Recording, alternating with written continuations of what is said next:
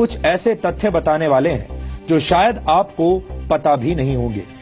इन तथ्यों को जानने के बाद आप समझ जाएंगे कि कैसे इस देश की जनता के मन में डॉक्टर अंबेडकर के बारे में भ्रम फैलाने की साजिश रची गई। डॉक्टर भीमराव अंबेडकर का भारत के विकास में जितना योगदान रहा है उतना शायद ही किसी और राजनेता का रहा हो।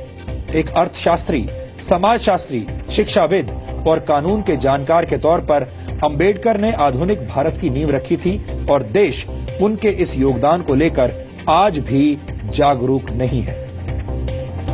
आपको बता दें कि डॉक्टर अंबेडकर संविधान की प्रारूप समिति के अध्यक्ष थे। उन पर आधुनिक भारत का संविधान बनाने की जिम्मेदारी थी और उन्होंने ऐसे संविधान की रचना की जिसकी नजरों में सभी नागरिक एक समान हो, जो धर्मनिरपेक्ष हो और जिस पर देश के सभी नागरिक विश्वास करें। एक तरह से भीमराव अंबेडकर ने आजाद भारत के डीएनए की रचना की थी।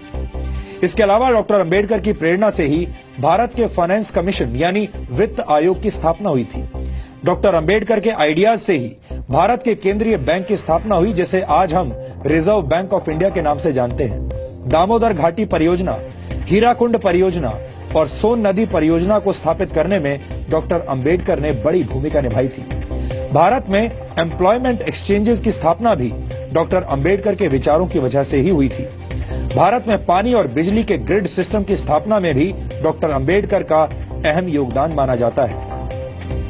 भारत को एक स्वतंत्र चुनाव आयोग भी डॉक्टर भीमराव अंबेडकर की ही देन है। ये वो योगदान है जिन्हें आजादी के बाद की तमाम सरकारों ने हमेशा ही अनदेखा किया है। यानी योजनाएं और विचार अंबेडकर के थे, लेकिन उनका श्रेय दूसरे नेताओं ने लूटा। यहाँ हम आपको भारत के पहले प्रधानमंत्री पंडित जवाहरलाल नेहरू और डॉक्टर भीमराव अंबेडकर के बीच चले राजनीतिक शीत युद्ध यानी पॉलिटिकल कोल्ड वॉर के कुछ उदाहरण भी बताना चाहते हैं। डॉक्टर अंबेडकर जवाहरलाल नेहरू की सरकार में प्लानिंग का मंत्रालय चाहते थे, लेकिन नेहरू ने अंबेडकर को सिर्फ कानून मंत्रालय दिया, प्लानिंग मंत्रालय नहीं दिया।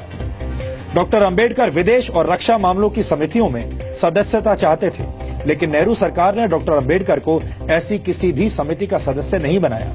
डॉक्टर अंबेडकर नेहरू सरकार की विदेश नीति से असहमत थे। डॉक्टर अंबेडकर हिंदुओं में सामाजिक अधिकार और महिलाओं को संपत्ति का अधिकार देने की बात करने वाले हिंदू कोड को समाज सुधार के लिए जरूरी मानते थे, लेकिन नेहरू सरकार ने अंबेडकर के मंत्री रहते हुए हिंदू कोड को स्वीकार नहीं किया। यहाँ तक कि डॉक्टर अंबेडकर को भारत रत्न सम्मान देने के लिए भी कोई पहल नहीं की गई। उनकी मौत के 34 वर्षों के बाद 1990 में वीपी सिंह सरकार ने उन्हें भारत रत्न से सम्मानित किया, जबकि कांग्रेस ने डॉक्टर अंबेडकर को भारत रत्न से सम्मानित करने के लिए कोई कदम नहीं उठाया।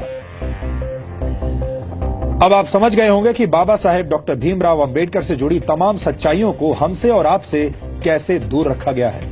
इन सच्चाइयों को जानना और समझना आधुनिक भारत के निर्माण के लिए बहुत जरूरी है। डॉक्टर अंबेडकर को जातियों की सीमा में बांधना और उन्हें सिर्फ दलितों के मसीहा के तौर पर पेश किया जाना उनके साथ बहुत बड़ा अन्याय होगा। इसीलिए आज हम डॉक्टर अंबेडकर के मूल विचारों को आपके लिए डिकोड कर रहे हैं।